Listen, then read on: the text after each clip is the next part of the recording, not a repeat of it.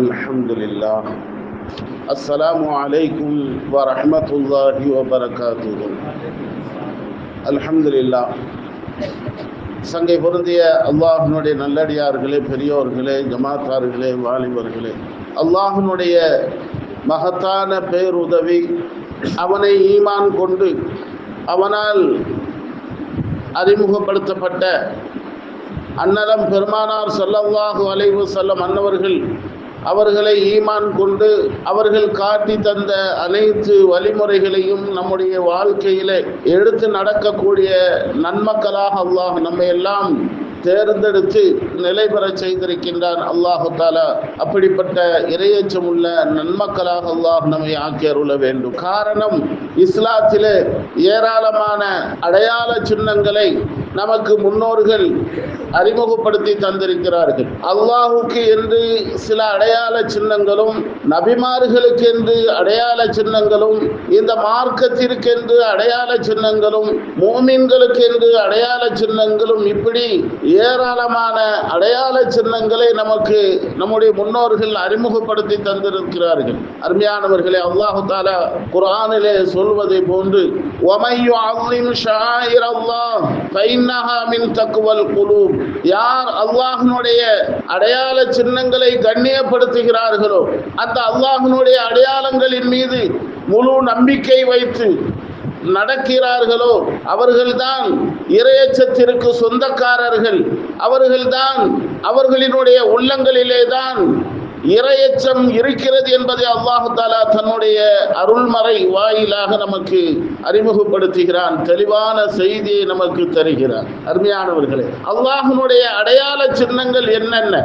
அல்லாஹ்வினுடைய அடையாள சின்னங்கள், அல்லாஹ்வினுடைய இறை இல்லமாம் கஅபத்துல்லா, அல்லாஹ் குர்ஆனிலே என்னுடைய அடையாள சின்னங்கள் என்று அறிமுகப்படுத்தக்கூடிய இன்ன ஸஃபா வல் மர்வத மின் ஷாயிரல்லாஹ், ஸஃபா மர்வா என்ற இரண்டு மலை குன்றுகள், ஜபலே நூர் அல்லாஹ்வினுடைய அருள்மறை இறங்கிய அந்த மலை, ஜபலே ரஹ்மத், அரஃபா, முஸ்தலிஃபா, அல்லாஹ்வினுடைய இறை இல்லத்தை சுற்றி என்னென்ன இடங்களெல்லாம் சிறப்புக்குரியதாக நம்முடைய இமாம்கள் நமக்கு அறிமுகப்படுத்தி தருகிறார்களோ, அத்துணை இடங்களுமே அல்லாஹ்வினுடைய அடையாள சின்னங்களாக இருக்கிறது. அதே போன்று நபிமார்களுக்கு என்று சில அடையாளங்களை அல்லாஹ் வைத்திருக்கின்றார். நபி மூசா அலைஹிஸ்ஸலாம் அன்னவர்களும் ஹாரூன் அலைஹிஸ்ஸலாம் அன்னவர்களும் இரண்டு பேர்களுமே ஃபிரௌனிடத்திலே மார்க்கத்தை எடுத்து சொல்ல போகின்ற போது சூனியக்காரர்கள் எல்லாம் அவன் வரவழைத்து கைதேர்ந்த அந்த கலையிலே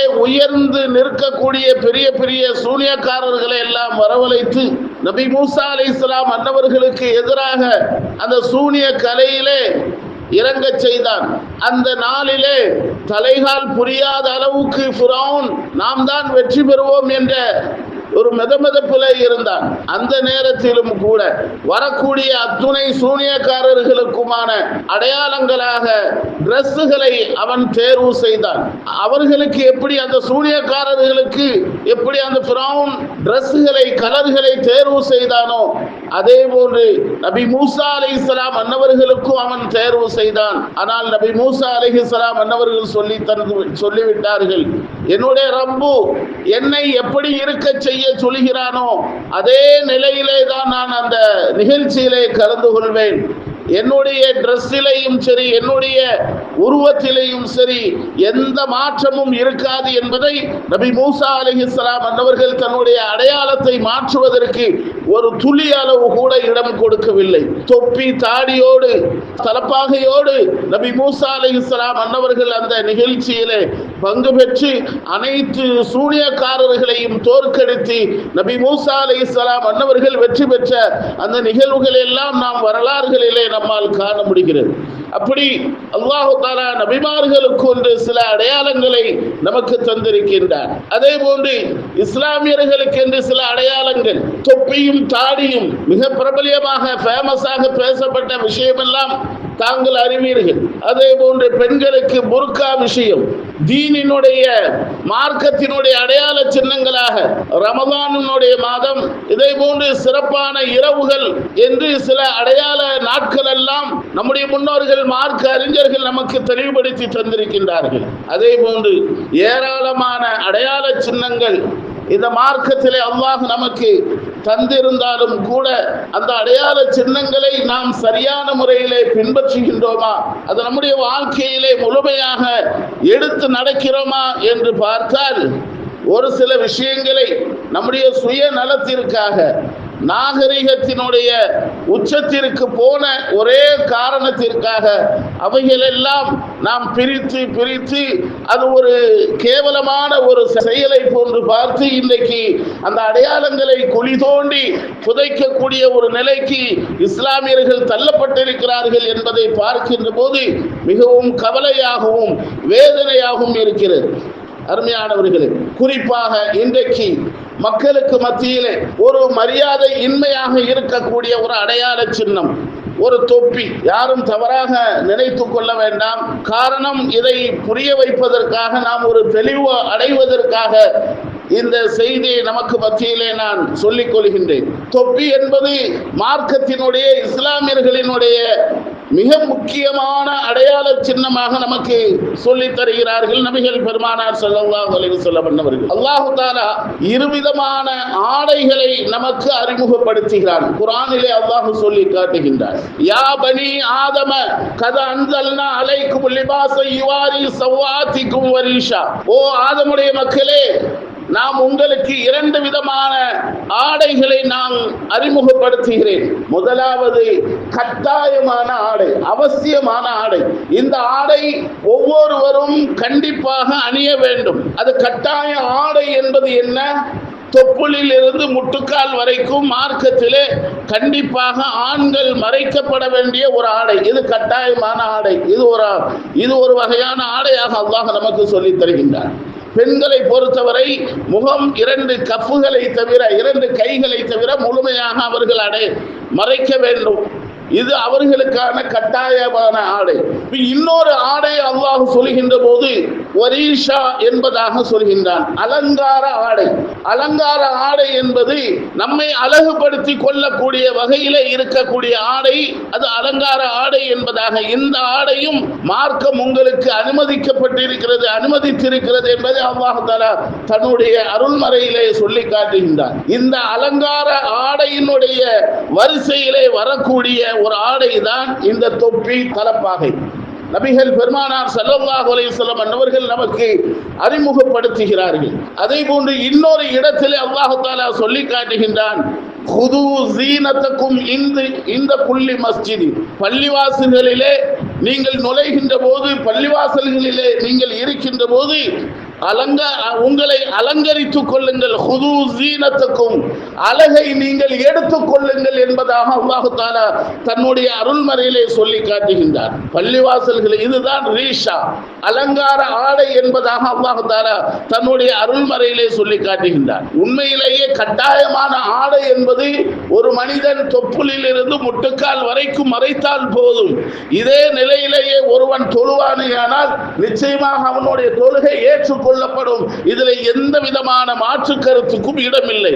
ஆனாலும் அல்லாஹ் தஆலா அடுத்து சொல்லக்கூடிய வரீஷா, அலங்கார ஆடையை நீங்கள் பயன்படுத்தலாம், உங்களுக்கு நான் அனுமதி அளித்திருக்கிறேன் என்று சொல்லக்கூடிய இந்த வசனத்தின் மூலமாக அல்லாஹ் தஆலா குது ஜீனத்தக்கும், நீங்கள் அழகை எடுத்துக் கொள்ளுங்கள், அழகாக இருங்கள் என்பதாக சொல்கின்ற போது மேல் சட்டை முதல் தொப்பி தலப்பாகை வரை உள்ளடங்கும் என்பதிலே எந்த விதமான சந்தேகம் இல்லை. ஆனால் இன்றைக்கு சில மக்கள், சில சகோதரர்கள், சில வாலிபர்கள் ஏராளமாக, ஏன் வயது பெரிய மூத்தவர்களும் கூட அதிலே கவனக்குறைவாக இருக்கிறார்கள் என்பதிலே எந்த விதமான சந்தேகம் இல்லை. அதாவது டி-ஷர்ட் போடுகிறோம் என்ற ஒரு பெயரிலே, பேண்ட் போடுகிறோம் என்ற பெயரிலே தொப்புளுக்கு கீழாக தங்களுடைய ஆடைகளை கட்டுகிறார்கள். எப்பொழுதுமே ஒரு பழக்கத்தை நாம் மேற்கொள்ள வேண்டும்.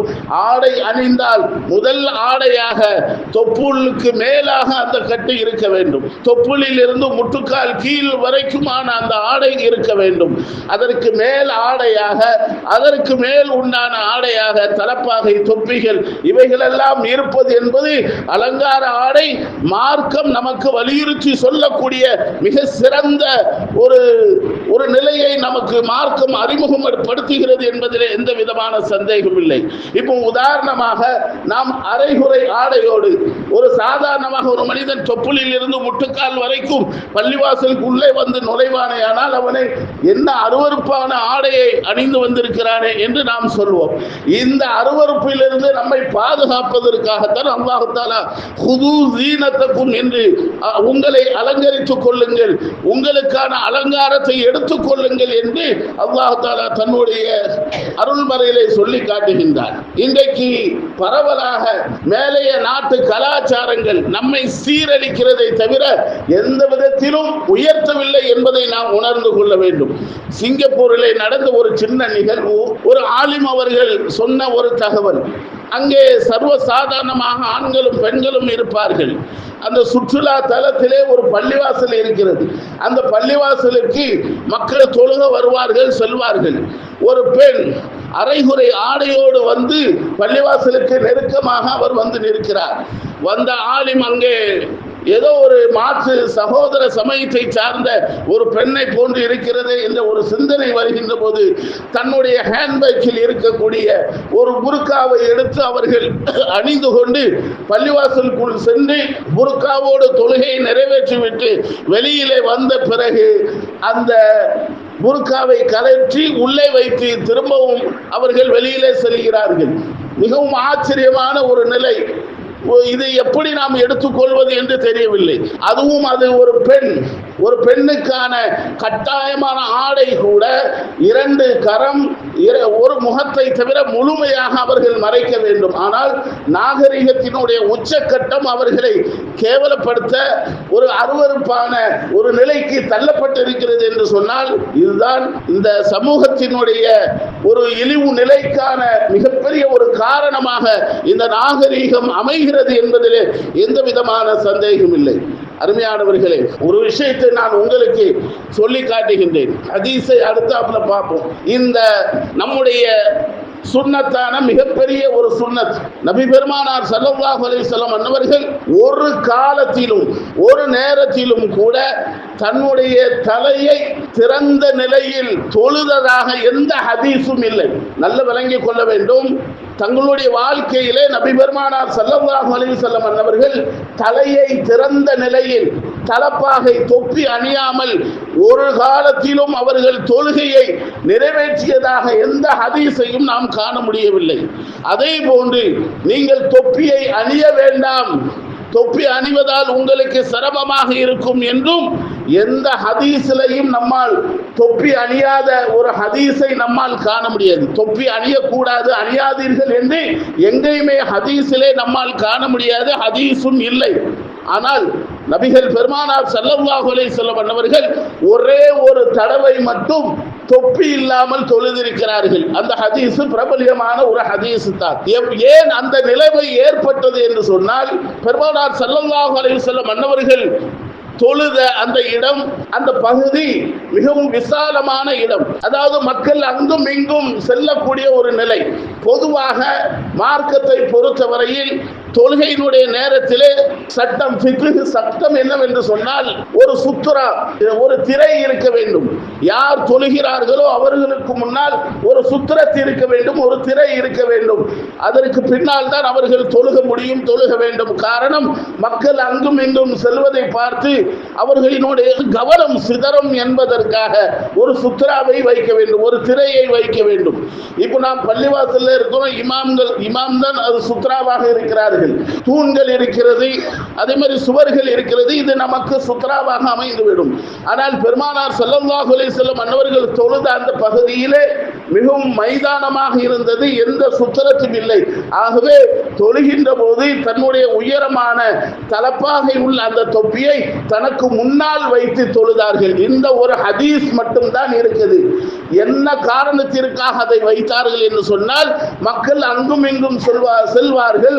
அந்த அதனுடைய இடைஞ்சல் நமக்கு வரும் என்பதற்காக நபிகள் பெருமானார் ஸல்லல்லாஹு அலைஹி வஸல்லம் அவர்கள் அந்த தொழுகையிலே மட்டும்தான் இந்த சுத்திரத்திற்காக தன்னுடைய அந்த திரைக்காக தன்னுடைய தரப்பாக உள்ள அந்த தொப்பியை கலட்டி வைத்தார்கள். இந்த ஒரு ஹதீஸ் மட்டும்தான் வந்திருக்கிறது.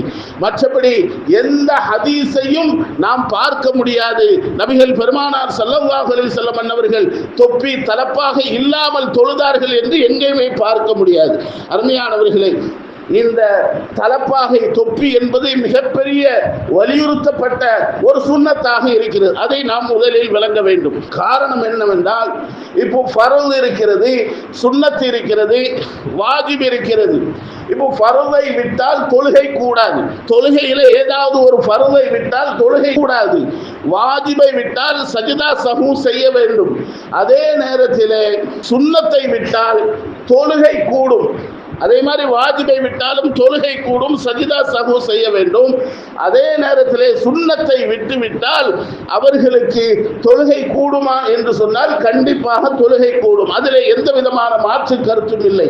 அந்த நேரத்தில் அவர்களுக்கு கிடைக்க வேண்டிய தொழுகையின் மூலமாக கிடைக்க வேண்டிய முழுமையான நன்மைகள் கிடைக்குமா என்று சொன்னால் நிச்சயமாக கிடைக்காது. குறைவாகத்தான், அதில் நன்மைகளிலே குறைவு ஏற்படும் என்று மார்க்க அறிஞர்கள் நமக்கு சொல்லித் தருகிறார்கள். அப்படியானால் ஒரு சுன்னத் அங்கே எடுபடுகிறது. தலையில் தொப்பி இல்லாமல் தொழுகின்றோம், தொழுகை கூடும், அதிலே சந்தேகம் இல்லை. ஆனால் அங்கே கிடைக்க வேண்டிய முழுமையான நன்மைகளிலே குறையுள்ள நன்மையாகத்தான் நமக்கு கிடைக்கும் என்பதை நாம் முதலில் புரிந்து கொள்ள வேண்டும். சரி, சில நேரங்களில் தொப்பி இல்லாமல் பள்ளிவாசலுக்குள் வந்துவிட்டோம், என்ன செய்வது? தொப்பி இல்லை. அப்படியானால் நிர்பந்தத்திற்காக நாம் தொழுது கொள்ளலாம். இதிலே மார்க்கத்தில் தொப்பி இல்லாமல் தொழுதால் தொழுகை கூடாது என்று சொல்வதற்கான இடமில்லை. அப்படி எந்த ஹதீஸும் இல்லை. தொழுகை கூடும், ஆனால் குறையோடு, நன்மைகள் கிடைக்க வேண்டிய நன்மைகள் குறைவானதாக அவர்களுக்கு கிடைக்கும் என்பதை முதலிலே நாம் விளங்கிக் கொள்வோம். இது சம்பந்தமான ஹதீஸ்களை பின்னால் பார்ப்போம். இப்போ தொப்பிக்கும் மருத்துவத்திற்கும் ஏதாவது சம்பந்தம் இருக்கிறதா என்று பார்த்தால் கண்டிப்பாக இருக்கிறது. அதற்கு முன்னால் ஒரு செய்தி. இன்றைக்கு நம்முடைய முன்னோர்களை எடுத்துக்கொள்வோம். ஏற்கனவே நம்முடைய முன்னோர்கள் எத்தனையோ பெரிய மார்க்க அறிஞர்கள் எல்லாம் வந்து சென்று விட்டார்கள். சிறந்த பெற்றோர்கள் எல்லாம் நமக்கு முன்னால் வந்து சென்றார்கள். இஸ்லாமியர்களாக வாழ்ந்தார்கள்.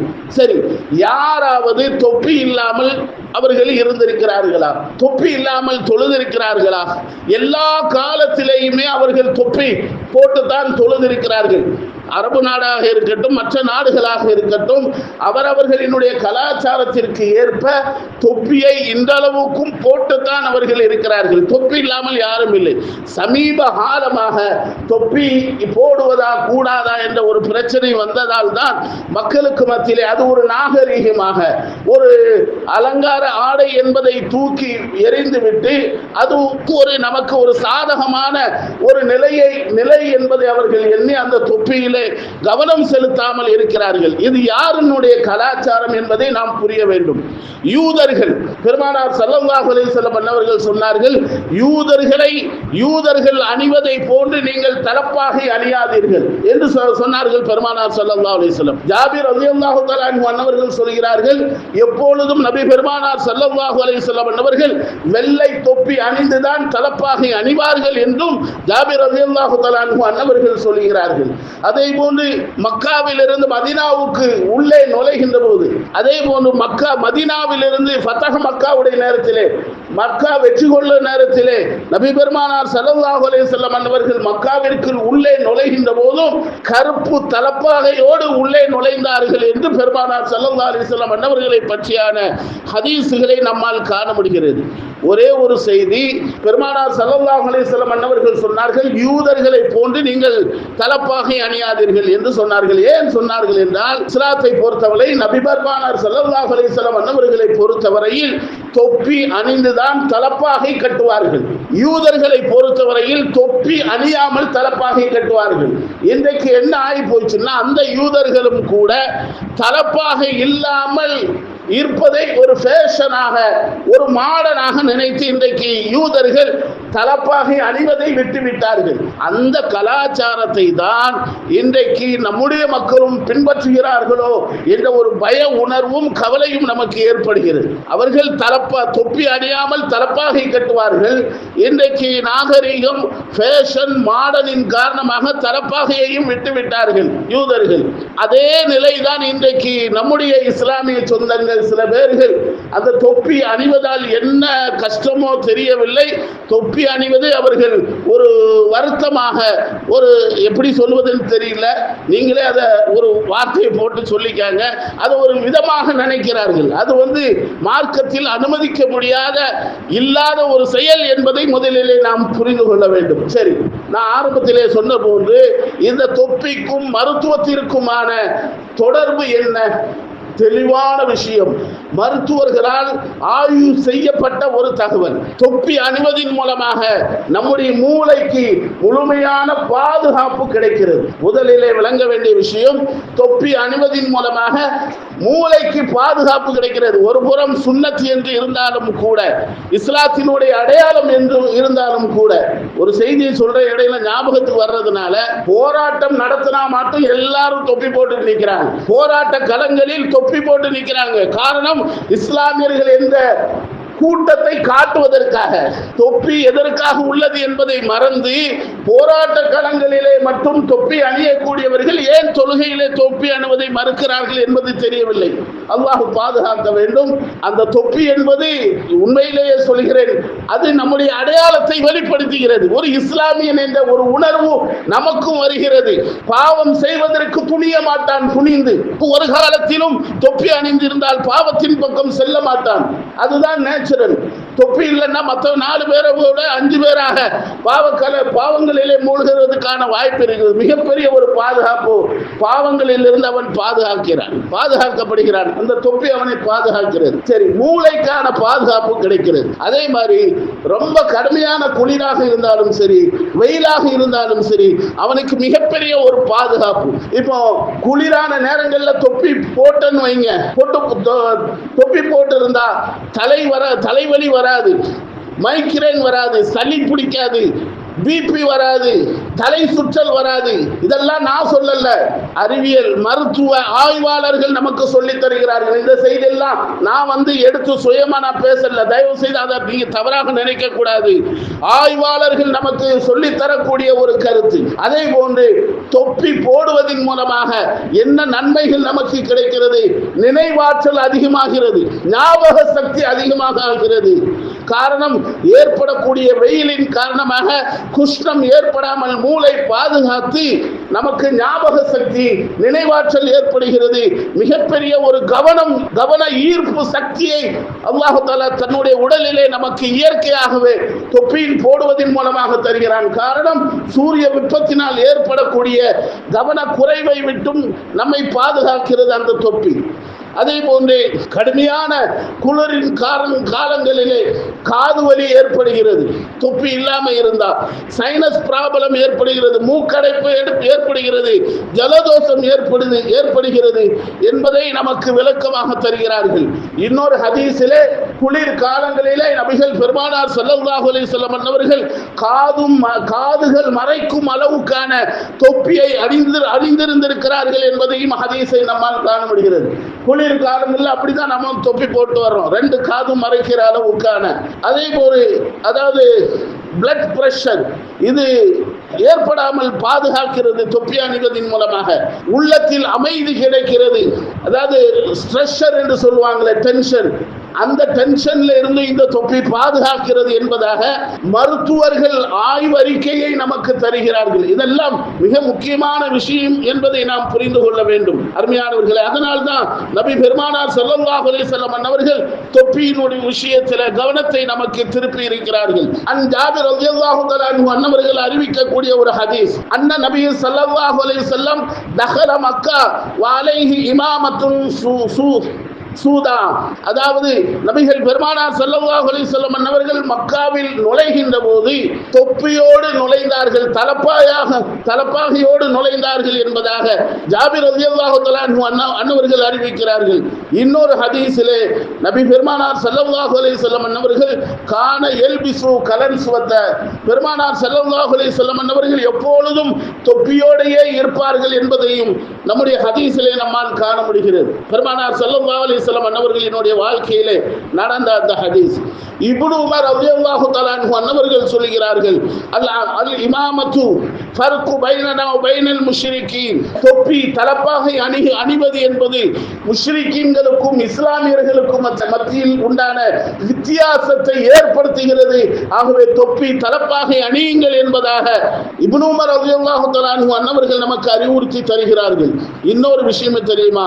அத்தகியத்து பிர்ராசி ஃபி ஸலாத்தி அதபுன் இஹ்திராமுன், யார் தலையை மறைத்துக் கொண்டு தொழுகையிலே நிற்கிறார்களோ அவர்களுக்கு அல்லாஹ் புறத்தில் இருந்து ஒழுக்கம் ஏற்படுகிறது, அதே போன்று இஹ்திராம் கண்ணியம் கிடைக்கிறது என்பதாக நபிகள் பெருமானார் ஸல்லல்லாஹு அலைஹி வஸல்லம் அவர்கள் சொல்லி அந்த செய்தியை நமக்கு சொல்லி தருகிறார்கள். இமாம் நபவி ரஹ்மத்துல்லாஹி அவர்கள் சொல்கிறார்கள், அல் அமாமத்து வ கதாவுர் ராசி மின் லிபாசில் ஹயா, அதாவது தலப்பாகையையும் தொப்பியையும் தலையை மறைப்பதற்காக எவர்கள் பயன்படுத்துகிறார்களோ அவர்கள் வெட்க ஆடையை அவர்கள் அணிகிறார்கள் என்பதாக இமாம் நபவி ரஹ்மத்துல்லாஹி அவர்கள் சொல்லி தருகிறார்கள். இப்படி ஏராளமான செய்திகள் தொப்பியின் மூலமாக கிடைக்கக்கூடிய நன்மைகளாக நாம் பார்க்கிறோம். அதே போன்று தலப்பாகை தொப்பி எவர்கள் அணிகிறார்களோ அவர்களுக்கு இயற்கையிலேயே அடக்க தன்மை ஏற்படுகிறது, ஒரு அடக்கம். அதே மாதிரி நல்ல குணங்கள் ஏற்படுகிறது, மரியாதை ஏற்படுகிறது, தக்வா ஏற்படுகிறது என்பதாக மார்க்க அறிஞர் பெருமக்கள் நமக்கு சொல்லி தருகிறார்கள். ஆகவே தான் மதரசாக்களிலும் கூட தொப்பி அணிவதை நமக்கு ஒரு சுன்னத்தான ஒரு நல்லதொரு நடைமுறையாக மார்க்க அறிஞர்கள் இமாம்கள் நமக்கு சொல்லி தருகிறார்கள். அருமையானவர்களே, அதே போன்று பெருமானார் ஸல்லல்லாஹு அலைஹி வஸல்லம் அன்னவர்கள் சொன்னார்கள், தலப்பாகை தொப்பியை அணிந்து கொள்ளுங்கள், காரணம் இதுதான் இஸ்லாத்தினுடைய அடையாள சின்னமாக இருக்கிறது. அதே போன்று பத்ர் போர் நடந்தது, அந்த பத்ர் போரிலே மலக்குமார்கள் எல்லாம் வானத்தில் இருந்து வந்தார்கள் இஸ்லாமியர்களுக்கு உதவி செய்வதற்காக. வந்த அத்துணை மலக்குமார்களுமே தலப்பாகை தொப்பியோடு தான், தொப்பி தலப்பாகையோடு தான் வந்து வாள் ஏந்தினார்கள், இஸ்லாமியர்களுக்கு உதவி செய்தார்கள். ஆகவே அந்த தொப்பி தலப்பாகை அந்த மலக்குமார்களினுடைய அடையாள சின்னமாக இருக்கக்கூடியது நமக்கும் ஒரு இஸ்லாமியர்களுக்கும் ஒரு அடையாள சின்னமாகவே நீங்கள் அதை கவனத்திலே எடுத்துக் கொள்ளுங்கள். தொப்பியையும் தாடியையும் அதாவது சுன்னத்தாக நீங்கள் உங்களுடைய வாழ்க்கையிலே எடுத்து நடங்கள் என்று நபிகள் பெருமானார் ஸல்லல்லாஹு அலைஹி வஸல்லம் அன்னவர்கள் சொல்லி தருகிறார்கள். அடுத்து மிக முக்கியமான ஒரு சுன்னத், அது சொல்ல வேண்டிய கட்டாயம். இமாம் அவர்கள் தொழுகைக்காக தயாராயிட்டாங்க. ஒவ்வொரு ஜும்மாவுடைய அவங்க சொல்லுவாங்க, உங்களுடைய சஃபுகளை நேராகவும் நெருக்கமாகவும் உங்களுடைய குதிங்கால்களை பார்த்து சரி செய்து கொள்ளுங்கள் சொல்றாங்க. ஆனா என்னத்தான் சொன்னாலும் ஏன் இஷ்டப்படிதான் நான் நிற்பேன்னு சொல்லிட்டு சஃப்ல சில மக்கள் நிற்கிறாங்க. தயவு செய்து அதை தவிர்த்து கொள்ள வேண்டும். அதாவது மற்றவர்களுக்கு இடைஞ்சல் இல்லாமல் நிற்க வேண்டும். மற்றவர்களுக்கு சிரமம் தரக்கூடிய வகையிலே தொழுகை நின்றால் நம்முடைய தொழுகையும் பாலா போகும், மற்றவர்களினுடைய கவனமும் சிதறி அவர்களினுடைய தொழுகையும் வீணாகிவிடும். இந்த சஃப்னுடைய விஷயத்துல கவனமாக இருக்கணும். சஃப்பு நிற்பதற்கான முறையை நாம் தெரிந்து கொள்ள வேண்டும். எங்க இருந்து சஃப் ஆரம்பிக்கிறது? இப்போ இமாம் நிற்கிறாங்க, அப்ப எங்க இருந்து சஃப் முதல் சஃப் ஆரம்பிக்கணும்னா மத்தி பகுதியில இருந்து தான் ஆரம்பிக்கணும். மத்தி பகுதியில ஆரம்பிச்சு முதல்ல வலது பக்கம் நிரம்பணும், அடுத்து இடது பக்கம் நிரம்பணும். இப்படிதான் சஃப்னுடைய அமைப்பை பூர்த்தி செய்ய வேண்டும். முதல் சஃப்பை நாம் எப்படி பூர்த்தி செய்கிறோமோ அதே அடிப்படையில இரண்டாவது சஃப்பையும் நாம் பூர்த்தி செய்ய வேண்டும். அதே மாதிரி சேர்ல இருக்கிறவங்களும் சரி சஃபா தான் இருக்கணும். முன்னாடி உள்ள பாதி சேர காலியா விட்டுட்டு பின்னாடி உட்கார்ந்து ஜமாத்தோடு தொழுகின்ற போது தொழுகைக்கான பாதிப்புகள் ஏற்படும். சஃபிலே குறைகள் ஏற்படுத்த குற்றத்திற்கு நாம் ஆளாகிவிடும். இதை நாம் கவனத்திலே எடுத்துக்கொள்ள வேண்டும். சில சகோதரர்கள் சஃபிலே நிற்கின்ற போது ஒரு ஒழுக்கமற்ற நிலையிலே நிற்கிறார்கள். காலை அகட்டி கொண்டு ரொம்ப ஒரு விகாரமான ஒரு தன்மை. மார்க்கம் அப்படி சொல்லவே இல்லை. கண்ணியம் அல்லாஹ்வுக்கு முன்னாடி நாம் எப்படி வரப்பாவா நிற்கணும், தொழுகையில இப்படி வெறப்படிக்கணும் ஒரு காலத்திலும் மார்க்கம் நமக்கு அனுமதிக்கல, சொல்ல இல்லை. எப்படி அல்லாஹுக்கு முன்னாடி நிற்கின்ற போது ஒரு அடக்கத்தோடு, ஒரு ஒழுக்கத்தோடு, ஒரு கண்ணியத்தோடு நிற்க வேண்டும். இதைதான் அல்லாஹ் விரும்புகிறார். நம்முடைய உள்ளத்தை அறிகிறார். நம்முடைய சூரத்தை அல்லாஹ் பார்க்கிறதில்ல. நம்ம ரொம்ப கண்ணியமாக அதவோடு ஒழுக்கத்தோடு நிற்கணும். சில பேர் எங்க ஃபேன் இருக்கோ அங்கதான் ஒரு 2 செஃப்ல ஃபேன் இல்லைன்னு வைங்க, 3ஆவது செஃப்ல ஃபேன்னா 3ஆவது செஃப்ல ஜமாத்தான் சொல்லுறாங்க. இது எவ்வளவு பெரிய ஒரு விஷயம் என்பதை அவங்க புரிந்து கொள்ள வேண்டும். ஆக ஓரத்தில் இருந்து சஃபு தயவு செய்து ஆரம்பிக்க கூடாது. சுன்னத்துக்கு ஹிலாஃபு, பெருமானாரினுடைய சுன்னத்துக்கு மாற்றமான ஒரு செயல். ஆகவே நீங்கள் சஃபை ஆரம்பித்தால் மத்தி பகுதியில இருந்து வலது பக்கத்தை முழுமை செய்து விட்டு அதுக்கப்புறம் இடது பக்கத்தில் நிற்கணும். இப்படிதான் ஒவ்வொரு சஃபுலையும் நிற்க வேண்டும். அதில் அங்கதான் ஃபேன் இருக்குன்னா அங்கதான் நிற்பேன்னா அது சஃப ஒரு கேவலப்படுத்தின மாதிரி ஒரு நிலைக்கு நாம் ஆளாகிவிடும். நன்மையை சம்பாதிக்க போற இடத்துல பாவத்தை சம்பாதி பண்ணக்கூடிய ஒரு நிலை வந்துவிடும். இந்த விஷயங்கள் எல்லாம் கவனத்தில் எடுத்துக்கொண்டு மார்க்கம் நபிகள் பெருமானார் ஸல்லல்லாஹு அலைஹி வஸல்லம் அவர்கள் எந்த தகவலை சுன்னத்தான செயல்பாடுகளை நமக்கு அறிவுறுத்தியிருக்கிறார்களோ அதன்படி நம்மையும் ஆக்கிக் கொண்டு நம்முடைய இபாதத்துகளையும் ஆக்கிக் கொள்வோம். எல்லாம் வல்ல அல்லாஹ் தஆலா நம் அத்துணைவர்களையும் குற்றங்கள் எல்லாம் மன்னிக்கப்பட்டவர்களாக, பெருமானாரினுடைய ஷஃபாத்திற்கு தகுதி பெற்றவர்களாக, சொர்க்கத்திற்குரியவர்களாக அல்லாஹ் நம் அத்துணைவர்களையும் ஆக்கி அருள் புரிவானாக. ஆமீன். வ ஆகிரு தவானா அல்ஹம்துலில்லாஹி ரப்பில் ஆலமீன். அஸ்ஸலாமு அலைக்கும் வ ரஹ்மத்துல்லாஹி வ பரகாத்துஹு.